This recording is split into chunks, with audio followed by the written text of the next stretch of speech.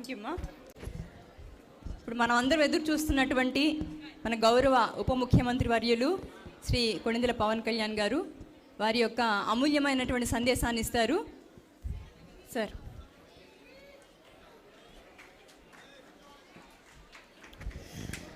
అమూల్యమైన సందేశం లేదో నాకు తెలీదు.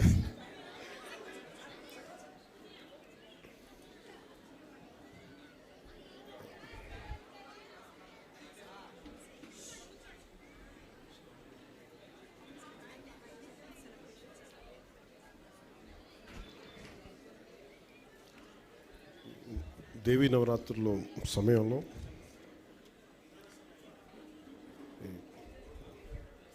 ఈ వారోత్సవాలు, అటవీ సంరక్షణ వారోత్సవాలు జరుపుకోవడం చాలా ఆనందంగా ఉంది.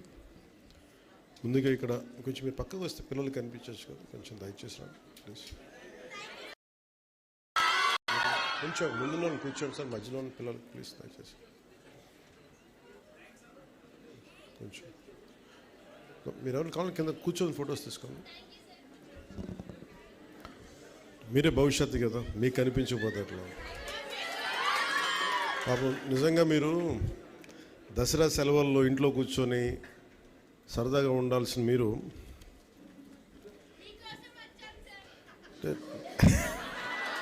అలాగే అంటే నేను కూడా మీరు వస్తున్నారని మీకోసం వచ్చాను.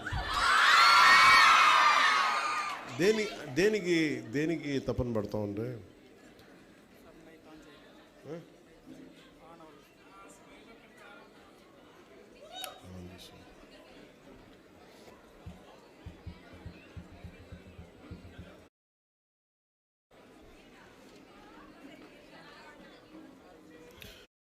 మన తల్లిదండ్రులు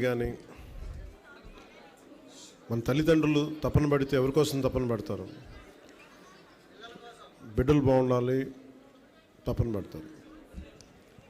ప్రభుత్వాన్ని ఎవరైనా సరే పెద్దలు వాళ్ళ ప్రభుత్వం ఒక స్థాయికి వచ్చాక అందరూ బాగుండాలని కోరుకుంటాం. అందరిలాగే నేను కూడా నా ఇంట్లో బిడ్డలే బాగుండాలని కాదు, అందరి బిడ్డలు బాగుండాలని కోరుకుంటాను. ఎలా బాగుండాలి దానికి? మీరు పర్యావరణం చాలా కీలకమైనది. నాకు చిన్నప్పుడు ఎలా అనిపించేది అంటే స్కూల్లో చెట్లు ఉండేవి కావు సరిగ్గా. ఉన్న చెట్లని పిల్లలంతా కొమ్మలుగా కానుగ చెట్లు ఉండే, కానుగ చెట్లు ఏమి తొయ్యకపోతే ఏం చేస్తాను, ఇరుస్తూ ఉండేవాళ్ళు కొమ్మలను. ఎందుకు ఇరుస్తున్నా నాకు అర్థమయ్యేది కాదు. నీడనిచ్చే చెట్టుని కాపాడుకోలేకపోతే సమస్య మనకే. పర్యావరణ పరిరక్షణ ఇవన్నీ ఏంటంటే నీడనిచ్చే చెట్టుని ఫస్ట్ కాపాడుకుంటే దాన్ని ఆధారపడి పురుగులు చిన్న చిన్న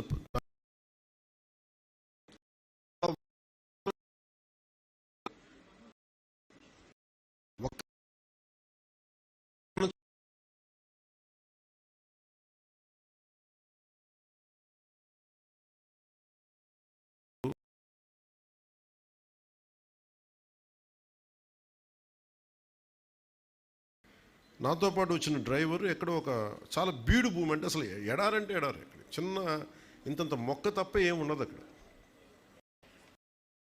అలా పని చేస్తుంటే దాన్ని